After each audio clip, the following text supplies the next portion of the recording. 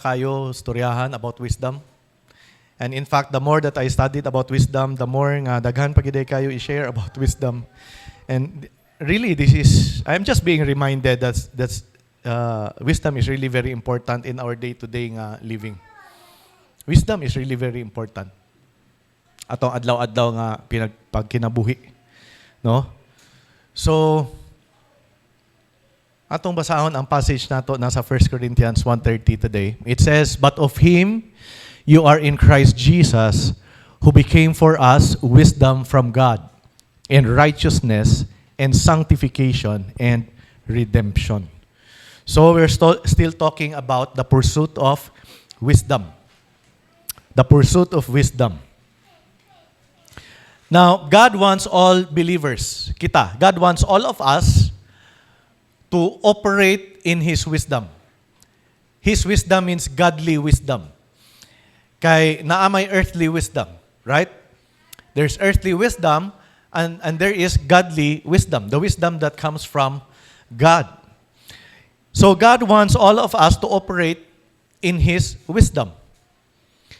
It's one thing to have the Holy Spirit in us. Oh, this is what I mentioned last Sunday. It's one thing to have the Holy Spirit in us. We have the Holy Spirit in us, right? Because we are children of God. It's one thing to have the Holy Spirit in us. It's another thing for the Holy Spirit, for the Spirit of wisdom to flow in us. It's one thing to have the Holy Spirit in us. It's another thing for the Holy Spirit to flow as the Spirit of wisdom in us. Amen, church? So, again, let's read our passage. Wala din, na-forward naman din. But I'll just read this from here. It says, "But of Him you are in Christ Jesus." You are in Christ Jesus. Do you see yourself in Christ Jesus? You are in Christ Jesus. The moment that you made Jesus the Lord of your life, you are always in Christ Jesus. You stumble, you fall, you make mistakes.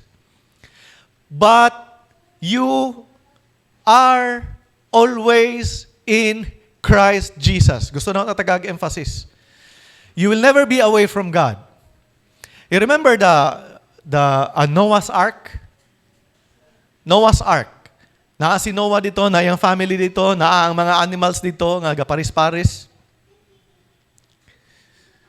And because na ay storm, siguro grabe ang balod, right? Na ay possibility nga si Noah, kung maglakaw siya sa, nakasulay na ba mo og kanang barko? Ha? Nakasulay na mo sa kay barko, nga grabe ang kwan, or gabagyo, kamulong bagyo? Kung mulakaw ka, unsay may tabo, usahay, or di gyud usahay, most of the time, paling-paling yun mong linakwan, or matumba ka. The same thing with Noah. Na ay possibility nga matumba siya, pero wala siya natumba gawa sa ark, naa siya nagpabilin sulod sa ark. In the same manner kita, yes, we fall, we fail, but we are always in Christ. Amen. We are always in Christ. Because a lot of people are teaching nga pag mapandol na gid ka, labi na gid na puyo na gid ka sala, imo na gid nang gipili nga magpuyo gid ka sa sala. Layo na gid ka sa Ginoo. No, if you have made Jesus the Lord of your life, you may mess up horribly. You may mess up, but you are always in Christ. Every time that you will try to find yourself kung asa ka, you know what? You always find yourself in Christ. Dili ka mawala ang imong position. Dili ka mawala imong standing diha in Christ. Amen. So, of Him you are in Christ, who became for us wisdom from God. So, Jesus is wisdom from God. So, when you depend on God's wisdom to succeed in every area of life, you will see whatever you do prosper. When you depend on God's wisdom to succeed in every area of life, you will see whatever you do prosper. Mura siya pang-ending, no? Pero sugda na to sa ingana ang kamatuoran. When you depend. So the word is depend. Depend. And depend is all the time, depending on the Lord. No? Ganina, while we were, before we prayed, I just reminded the team that our confidence is not in ourselves. It's always in Christ. Our confidence in serving, our confidence in doing all these things, it's not in us. It's always in Christ. That's always a reminder, Sunday after Sunday, as part of kaning ato mga volunteers ka na sa church, even ako. I always remind the team that everything that we do should be dependent on the Holy Spirit. It's not our ability. It's always the Holy Spirit's ability in and through us. So, we need to understand and we need to see this. Very important. Jesus always flowed in divine wisdom in His earthly ministry. Makita nato na siya. There was a story of the woman caught in adultery. Do you remember the story of the woman caught in adultery? The Pharisees, there was a woman that was caught in adultery, no? And ang mga Pharisees ang nakasapon ani. Ang question gyud nga una nato mapangutana, ngano ang babae raman mo ilang gidala asa di ang lalaki? So mura ba uy naana ni kuano? Naana ni anomaly daan. Naana ni sila yung mga kasabutan daan because they were trying to trap Jesus, no? Sa kaninga story. So they caught a woman, they brought a woman caught in adultery. Unsa man ang caught in adultery? In the act of committing adultery. Ilang nasakpan kunuhay, ug ilang gidala ang babae. Ilang gidala, atubangan kang Jesus, and moni ang ilang giingon, no? They presented the woman to Jesus, quoting from the law. In John 8:4-5, so they said to him, "Teacher, this woman was caught in adultery in the very act. Now, Moses, in the law, commanded us that such should be stoned. But what do you say?" Now remember, they are still under the old covenant. During the time of Jesus, they are still under the old covenant of the law. So, tinuod ang giingon sa Pharisees nga a person who is caught in the act of adultery can be stoned to death. Stoned to death. Mao man ang ilang punishment sa una. Okay? So, mo nang gidala nila ang babae at tubangan kang Jesus. So, I believe, kaning mga Pharisees, nagtuog sila nga, na-trap na nato, or they thought that they had succeeded in trapping Jesus. Kay kung muingon si Jesus nga, stone her. Unsa ilang question? What do you say? Unsa may imong ikaingon? If Jesus would say, stone her, then the Pharisees and all the people with them can accuse Jesus of not practicing what He was preaching. Ano man? What was Jesus preaching? Forgiveness. Jesus was teaching about forgiveness and grace. So if moingon si Jesus, stone her, then they could accuse Him of preaching or not practicing against His message of forgiveness. And if Jesus would say, do not stone her, ilagya pong ma-accuse si Jesus of breaking the law of Moses. Right? So nagtuo sila, kung diri palang tanaw na to, nagtuo ang mga Pharisees nga, klaro na kayo ni. Wala ni paingnan si Jesus. Now, remember, we are talking about wisdom. Maybe the Pharisees were thinking nga ang trap nga ilang gi-device, nga ilang gi-hunahuna, nga ilang gi-plaster kunuhay would succeed. That's the reason nga gidala nila ang babae kang Jesus sa diha nga naa si Jesus nagtudlo near the temple grounds. Daghan kayo tao nga naminaw sa iyang teaching. Daghan kay tao gapalibot sa iya. Ug didto nila ang gidala ang babae for the purpose of kanibang ang ilang gusto is to embarrass Jesus. They wanted to embarrass Jesus in front of many people. Now let us see Jesus' reply. We'll jump down to verse 7. And this is what Jesus said. He who is without sin among you, let him throw a stone at her first. See the wisdom of God? According to the law of Moses, this woman should be stoned to death. You know what Jesus said? He who is without sin among you, let him throw a stone at her first. The Pharisees thought they could condemn her, but realized they could not because they were not without sin. They realized they were also sinners. Ingana mo ng mga self-righteous, dali kay mo bato, dali kayo mo judge, dali kayo mo condemn. Pharisees are self-righteous people. And there are also Pharisees even in churches today who nga na bang makakita lang sila usa ka sayop, dali kayo nga mo punit og bato para mo bato, mo condemn. Right? Self-righteous, thinking nga pwede sila. But they were reminded by Jesus nga sila pod naapoy sala. Kita tanan natay sala. Walay isa nato nga nay katungod nga mo condemn. Why? All of us are just saved by grace. Grasya sa Ginoo nga giluwas ta. We are not saved because we are perfect. We are not saved because we have kept the law. We are not saved because we have perfectly obeyed the law. We are saved by the grace of God. Amen. So, they would stone her, but now, they could not. Grabe ni ka-powerful yun. The Pharisees, would, but they could not. Why? They were sinners. But there's one person there who has not committed a sin. Kinsa man? Si Jesus. So, pwede ba siya? Pwede. He could, but he would not. That is the grace of God. There's only one person that could. But he would not. That's his love. His love for the woman caught in adultery it's just an awesome picture of God's love. No, ang grasya sa Ginoo nga ga-protect sa ato, ga-preserve sa ato. All of us,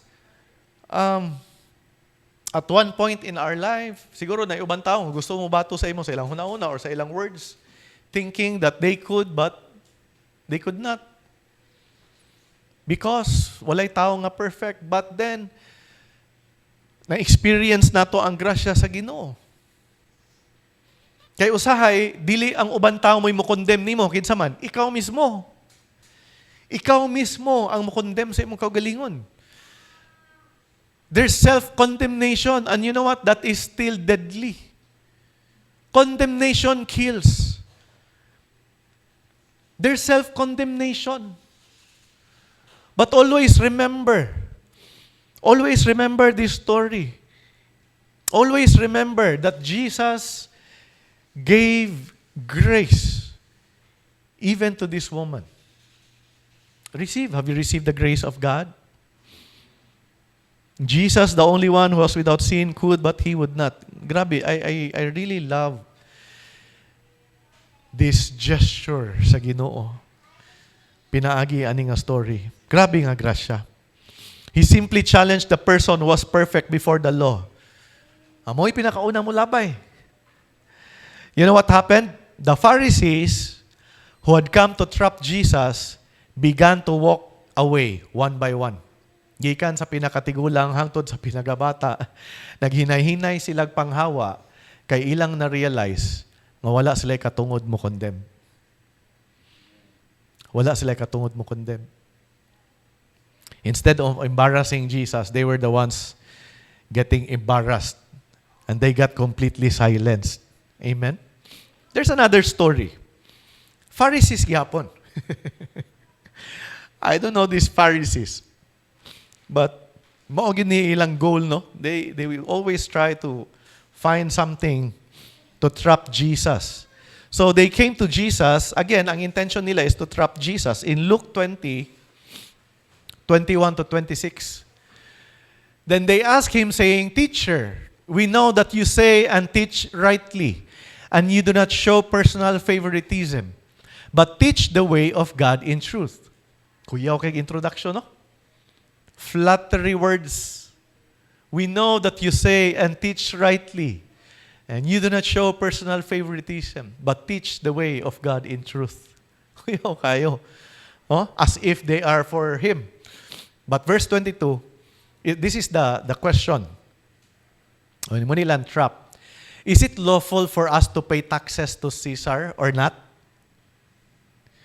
Kaya kumingon si Jesus, no, you should not. They would accuse him before Pontius Pilate of breaking the Roman law. Pwede nila accuse si Jesus of breaking the Roman law. Kumingon siya nga, no, dili po mo hatag na.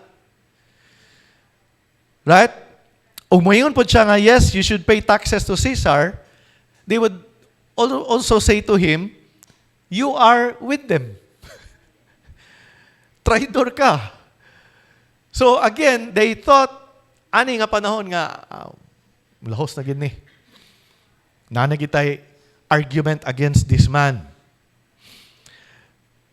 So let's continue reading. But he, Jesus, perceived their craftiness and said to them, why do you test me? Show me a denarius. Denarius is a silver coin.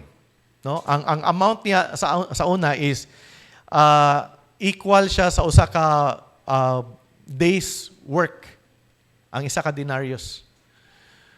Yun siya, show me a denarius. Whose image and inscription does it have? They answered and said, Caesar's. And he said to them, render therefore to Caesar the things that are Caesar's, and to God the things that are God's. Meaning, give to Caesar, unsay para sa iya, give to God what belongs to God. See the wisdom of God? But they could not catch him in his words in the presence of the people. And they marveled at his answer and kept silent. You see, the wisdom of God keeps the enemy silent. When you have the wisdom of God, it keeps your enemy silent. It could be a person, it could be the devil. But when you have the wisdom of God, it keeps the enemy silent. Amen? Amen. Now, why is it very important that we see kani siya nga mga stories in Jesus? Why is it very important that we see the wisdom of Jesus Christ? Ano importante man kayo nga makita nato ang wisdom nga naa diha kang Jesus? Why do you think so? What was our first verse? Jesus was made for us wisdom. Jesus is our wisdom. That's why it's very important. Makita na to ang wisdom ni Jesus ani nga mga stories because today, He is our wisdom. Siya ang atong kaalam. Kung naa na siya sa una, naa po na sa ato karon. Amen. Now, there is no other way to access the wisdom of God except through Jesus. There is no other way to access the wisdom of God except through Jesus Christ. Dili nimo siya makita or makuha even if you study the Bible yourself. You can learn something on your own. Even if you go to a Bible school, you can learn something on your own. But apart from Jesus Christ in your life, working in and through your life, you can never have access to the wisdom of God. You need to have Jesus in your life. You need to have Jesus in your life. Amen, church? Luke 11:49. Therefore, the wisdom of God also said, I will send them prophets and apostles, and some of them they will kill and persecute. So, that's another story. But what this is saying, this is not, sa Luke man God, no? This is not Jesus saying. This is a narrative of Luke. It was Luke who wrote this. Ingon niya diha, therefore, the wisdom of God also said, he was just saying that Jesus is the wisdom of God. He was saying that Jesus is the wisdom of God, and that is a truth well established in Scripture. A person who has not received Christ is missing the only source of true wisdom. Very, very important for us to understand. A person who has not received Christ is missing the only source of true wisdom. Again, there's wisdom from the world. There's wisdom when you know a lot of things, there's knowledge, and you can gain wisdom from other things, from people. But the true source of wisdom is through Jesus Christ. Amen. Pinaagi lamang sa iya. Right? People are incapable of receiving. Kita, men and women are incapable of receiving the wisdom of God. Only those who submit, only those who made Jesus the Lord and Savior of their lives have access to the wisdom of God on their own. Pinaagi sa Holy Spirit. The moment that you made Jesus the Lord of your life, you are indwelt with the Holy Spirit. You became one with the Holy Spirit. Amen, church? So, that's why I said earlier that we must be dependent upon the Holy Spirit to receive the wisdom of God in our lives. We must dependent on the Holy Spirit to walk according to the wisdom of God in our daily living. Adlaw-adlaw nga pagkinabuhi, dapat dependent ta sa wisdom nga gikan sa Dios. Now, human wisdom, regardless of how eloquent, bisan pag unsa kanindot, cannot convey the life of God, cannot fathom the truth of God's word, can never understand the words of God. A very intellectual, highly intellectual person, apart from the Holy Spirit, can never truly understand the things of God. You can only understand the things of God through the Holy Spirit in you. No? Basa kag Bible sa una, wala gyud. Gusto ka nga, kanang pwede na i-drawing para at least dili boring. Kadungog man ang story. Ano wala man yung mga drawing ni? Sabi mo gusto comics? Pwede na i-drawing, at least nga makita nato ang kwan. This is foolishness to those perishing. Mo nang gingon sa Bible. Foolishness to those perishing.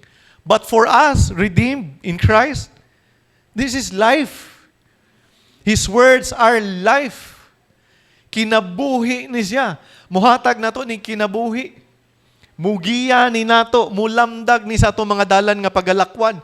Mulig-on ni nato. The moment that we read the Bible, matingala na lang ka sa una, imo man ang nabasa pero okay nasabtan, but now, it's like jumping out of the letters are coming to life. Why? Because of the Holy Spirit. And you begin to enjoy reading the Bible. Right? That's because of the Holy Spirit. You have the wisdom of God in you. Now, where does wisdom begin? This is a very familiar nga verse. Proverbs 9:10. The fear of the Lord is the beginning of wisdom, and the knowledge of the Holy One is understanding. We need to understand what this means, the fear of the Lord. The fear of the Lord. I have heard many people sa una pa kayo, when they talk about the fear of the Lord, it's literal nga kahadlukan nimo ang Ginoo. Hadlok ka. Nga murag mutigki ka atubangan sa Ginoo. Dapat mahadlok ka sa Ginoo para magtinarong ka. That's how they interpret the fear of the Lord. Nakadungog na mo ana nga definition sa fear of the Lord? Kulang man gud sa mga tao karon, kulang man gud sa mga batan-on karon is the fear of the Lord. Wala mga kahadlok man nga binuang na lang sila. Kay wala na kahadlok sa Dios. It may be true in a sense nga they have no regards or they have no interest. But actually, it's not fear. Wala agad sila kahadlok sa Ginoo. But atong i-define ang fear of the Lord according to Jesus' words. In the last temptation of Jesus, si Satan, gidala niya si Jesus sa pinaka-highest mountain. O giyang giingnan si Jesus, iyang gipakita ang kingdoms of the world. Iyang gipakita. And the splendor, ani nga mga kingdoms. O giyang giingnan si Jesus, nga iyang ihatag tanan kang Jesus when Jesus would bow down and worship. Naay mga ubang tao, labay katungod si Satan mo ingon ana kang Jesus, nga iyang ihatag ang kingdoms of this world. Nga naman, gihatag man ni Adam sa sala. Pinaagi sa sala, ang kalibutan, imbis kay panag-iya or gi-entrust sa Ginoo sa tao, tungod kay ang tao nakasala man, iyang gihatag ang authority dito sa yawa. That was the reason nga pwede siya moingon, ako nang ihatag tanan sa imo. But, unsa ingon ni Jesus? Ako man sa'yo nang i-appeal diya. Muna yan tubag. Away from me, Satan, for it is written, worship the Lord your God and serve Him only. No? Sa Matthew 4:10. But Jesus was quoting a verse in Deuteronomy. Kabalo mo sa giingon dito, wala na ako i-appeal. Ang giingon dito is, fear the Lord your God and serve Him only. So in Deuteronomy, it says, fear the Lord your God. But when Jesus would want to define the word fear the Lord, it says, worship the Lord your God. So the true definition of fearing the Lord is to worship the Lord. Lahi. Because fear is not dreadful fear towards God, but deep reverence and awe towards Him. Fear is not an intense, overwhelming fear thinking that God will punish or judge a person. Mo nang grabe ang kahadlok, mo nang dreadful fear of apprehension. Hadlok nga i-condemn sa Ginoo, hadlok nga i-judge sa Ginoo. But fear in the Bible is not dreadful fear nga mahadlok kag duol sa Ginoo, but this fear is a healthy kind of fear. It's reverence. Lawom kaayo nga pagtahod sa Dios. In awe of God. Amen. Mo ni siya ang fear of the Lord. When we have the right kind of fear, we worship God. When we have the right kind of fear, we come close to God. We can come near before God. Di ta angay mahadlok sa iya. So nag-ingon ang pulong sa Ginoo, the fear of the Lord is the beginning of wisdom. This reverential fear is the beginning of wisdom. Sinugdanan sa kaalam.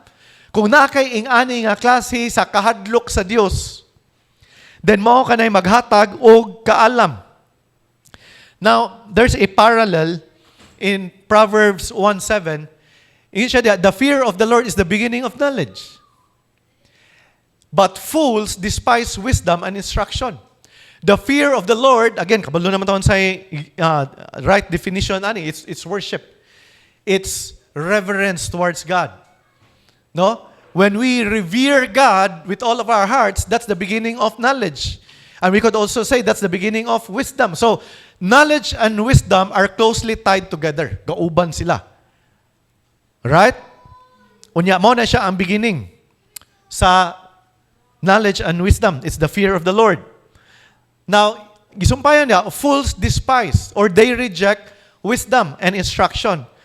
Now, what's the definition of fools in the Bible? Atong tanaw ang definition sa Bible about fools. A fool is not merely someone lacking intelligence. So wala nang pasabot nga bugok siya. But possible nga binugok siya. But they don't lack they could be highly intellectual. Amen. But rather a person who rejects God's wisdom. Asa man gikan ang wisdom sa Ginoo? Dire. So, in essence, also rejecting the word of God, right? Despises divine instruction and lives in moral or spiritual rebellion. What's man moral and spiritual rebellion? In rebellion to the moral standard of God, His will, para sa imong kinabuhi, or in your relationships. So, a fool in the Bible is somebody or primarily defined by disregard for God's word. Walay respect or just plainly rejects the word of God. And a fool acts without regard for consequences. Wala siya ipakabanan, nabay consequences or wala. Wala siya concern, ana. Bisa kung saan mo siya tudlo, ayaw buhatan na, kaya na yung mga consequences, wala yun na siya pakiana. That's why he is called a fool. Often choosing sinful behavior and self-destructive behavior. As we continue in our walk with God, naabay isa sa ato diri nga sa diha nga imong gihimo si Jesus as your Lord and Savior, pagkaugma automatic na usab na gitanan ang imong hunahuna. And you have lived perfectly. And imong struggles, pagmata ni mos buntag, nangawala na. Ang imong mga bad habits, nangawala na. Dili na kagapamalikas, di na kagahubog-hubog, di na kagalaroy-laroy, di na ay naglingi. Ikaw na lang, imong tanawon. Damay pag ikaw. Naabay ingana, nga automatic, natarong diretso imong kinabuhi. Na yung mga panahon nga gahi kay ta, right? Kabalo ta, yet, gahi kaayo ta. But the goodness about God, the good news sa gospel good, is that God does not reject us, but He continues to speak to us. He continues to guide us. He continues to lead us. God is patient with us. And the moment that we continue, or when we continue walking with God, you will be hearing instructions. You will be hearing His voice, giving you personal instructions in life. And what's our part? Our part is to obey. Our part is to walk according to His will, according to His purpose. Okay? I'm not saying this thing to condemn anybody. It's not to condemn anybody. Kaya kung nasayod pa lang pud mo sa akong giagian. Dahan kay mga sikreto sa una. Agree na akong pareho. Simple ra kay kilay ra gipataas ba? Araw. Kabalo man ni sila God. Sa ila walay sikreto ni sa ila, kabalo ni sila tanan. They know everything. Right? But because we chose to walk with God, eventually ang life sa Ginoo nga nasa ato mubunga gid siya. Mupili kita sa sakto. Mutuman kita sa iyang kabubuton. Dili tungod sa imong kaugalingon nga kagustuhan, kung dili na ay transformation nga nahitabo from the inside out. It is effortless change. Amen? Do you remember? Dili na ito ko ibalik to akong struggle sa sigarilyo kay kabalo naman mo adto. Moto siya akong pasabot. It's not by your own effort. Just enjoy your relationship with God. Padayon diha, taliwala sa imong mga struggles, taliwala nga wala na kay mga butang nga wala pa na overcome. Padayon sa imong relationship sa Ginoo. It's God who will give you the strength and the grace to overcome. Iyang grasya mo yung transform sa ato from the inside out. Iyang grasya mo yung tudlo sa ato to obey and follow His will. Iyang grasya. It's not condemnation that could change us, that could transform us. Condemnation will only lead you to a life nga magbalik-balik hinuon sa imong mga struggles, because kung unsa ang nasa imong hunahuna, mao pod imong kinabuhi. As a man thinks in his heart, so is he. Whatever you are thinking, whatever is in your dominant thought, that will be your life. Kung unsa ang naa diha sa imong hunahuna, pirmi, that will be your life. And if ang naa sa imong huna-una, condemnation na lang sa imong mga sala, then that will also be your life. Magpadayon hinuon ka ng struggle, kay mao man na pirmi. Instead of being self-condemned, instead of being sin-conscious, mo ni siya ang akong suggestion. Instead of being sin-conscious, be forgiveness-conscious. Be forgiveness-conscious. All of our sins have been forgiven 2,000 years ago. Our part is to avail. Our part is to receive. And when we made Jesus the Lord of our lives, past, present, and future sins have been fully paid by the blood of Jesus Christ. Fully paid. Ang imong sala, unya pa nimo mabuhat, giplano man na nimo or wala, understand, it has been fully paid by the blood of Jesus. Dili na magpakamatay si Jesus balik. In fact, si Jesus right now is in the right hand of the Father in heaven, sitting down. Why? Because the work is finished. Perfect work. That's the reason that He sat down at the right hand of God. Because His work at the cross is perfect and it is finished. Your forgiveness has already been paid in full. Paid in full by His blood. That's why, ang akong suggestion para sa ato, if makadumdum ka sa imong mga sala, if makondem ka sa imong mga struggles, be reminded of this. Be forgiveness conscious. Be cross conscious. Be Jesus conscious. Amen. Remind yourself, uy, condemn lagi ka. Be Jesus conscious. Be forgiveness conscious. Relax. Jesus paid it all. Jesus paid it all. Amen. And when you are forgiveness conscious, there's effortless change. Change happens when you are connected to the vine. That's where change happens, when you are connected to the vine, when you are connected to Jesus Christ. Amen, church. Next thing that we need to understand, if we have the fear of the Lord, as we close today, if you have the fear of the Lord, then you will begin to trust Him with all your hearts. Proverbs 3:5-6. It says, trust in the Lord with all your heart and lean not on your own understanding. In all your ways, acknowledge Him, and He shall direct your paths. In all your ways. So, sa'yo nagingon, trust in the Lord with all your heart. What does it mean to trust in the Lord with all our hearts? Trust in the Lord with all your heart indicates that trust goes beyond intellectual assent. Unsa man ang intellectual assent? Unsa nang mental assent? Kana bang in your mind, you may agree with the Word of God. You may agree in your mind. But you don't have a commitment in your heart. You agree, you believe in healing, you believe in prosperity, but you don't commit to it. You don't really believe it. You may agree, but you really don't believe it. More na siyang mental assent. So, trust goes beyond intellectual assent to a deep reliance on the Lord. A settled confidence in His love towards us and His faithfulness to His promises. Are you confident of God's love for you? Confident ba ka nga ang gugma sa Ginoo sa imo dili mawala, dili mabago-bago? Ha? What if nakasala ka unya? Confident pa ba gihapon ka nga ang gugma sa Ginoo magpadayon sa imo? What if nisipyat na pug ka ugma? Confident pa ba gihapon ka nga ang gugma sa Ginoo magpadayon? What if ni tumbling ka pag-ayo? What if ni mess up ka pag-ayo? Horribly mess up. Big time.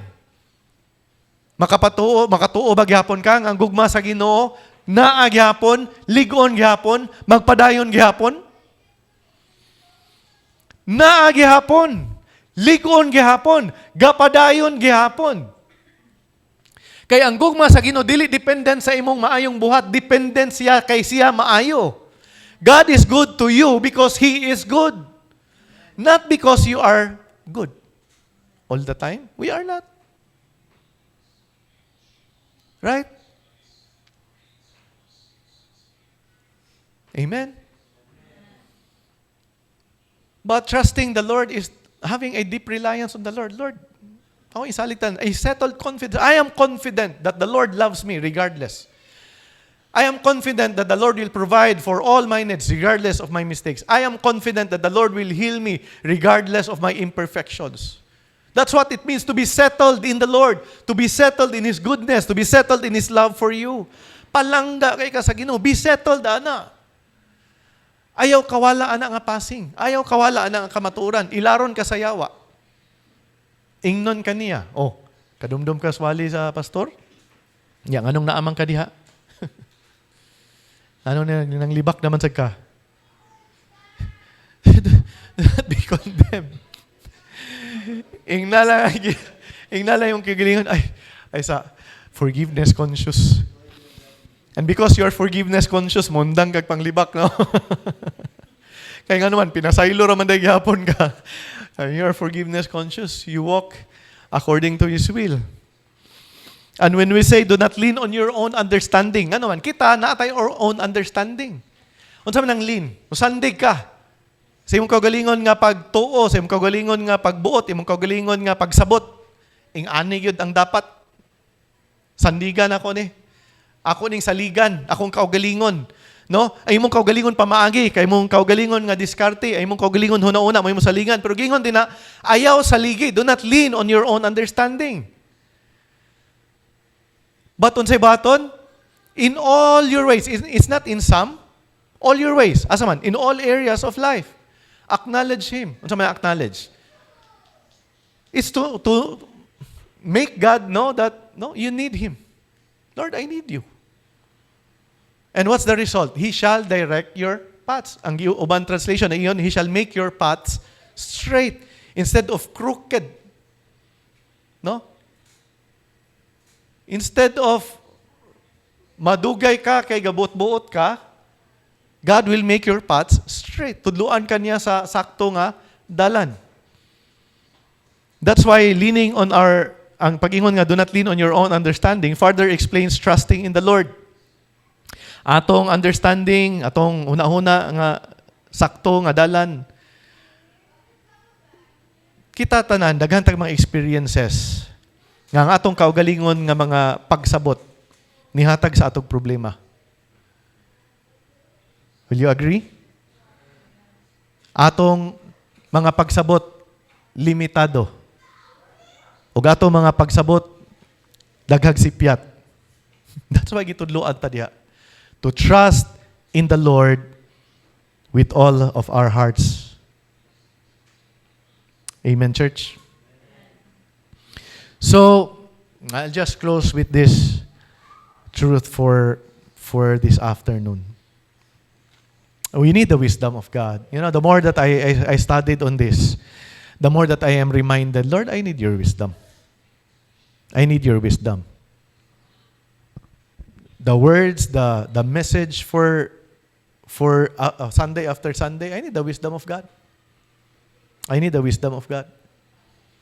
And sad to say, na ako'y madunggan nga naay mga pastors nga gasalig na sa ChatGPT. Preachings. Igo lang i-type, himo ikog message about ing ani. Pag-yun man. It grieved my heart to know that they no longer study the Word of God. Instead, they relied on a computer who has no spirit. Only the Spirit of God can touch the spirit of man. Only the Spirit of God can touch the spirit of man. That's why when I'm preparing a message, nagi mga panahon nga, Lord, tagai ko, giyahi ko, tudlui ko. Amen? And whatever you are doing in life, unsa imong trabaho, asa karon sa kinabuhi, always acknowledge God. Always acknowledge God. And ang result is that He will direct your paths. He will make your paths straight. Angel on the track.